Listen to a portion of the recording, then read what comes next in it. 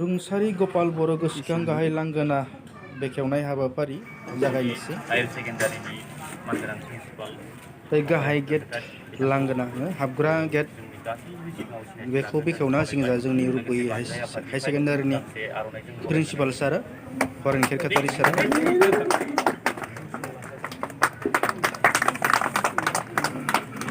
दा बिनि उनाव जोंहा दङ बे गोसोखां गपाल बर' बे लांगोनानि मुङाव दोननाय बिथांनि न'खरनि मानसि सान्ति बसुमतारी बिथांखौबो आवगायना फैनो थाखाय खावलायनाय जाबाय। बिथाङानो गपाल बर'नि फिसाला सान्ति कुमार बसुमतारी। दा जोंनि गाहाय आलासि बिथांखौ लांगोनाखौ बेखेवनो थाखाय खावलायबाय।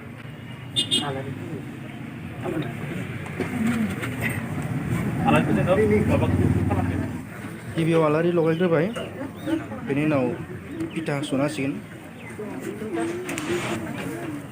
जय आफा बोराइ बाथौनि जय आफा बोराइ बाथौनि जय आफा बोराइ बाथौनि जय। बिथांखौ हाबाफारि मावफुंनायनि गेजेरजों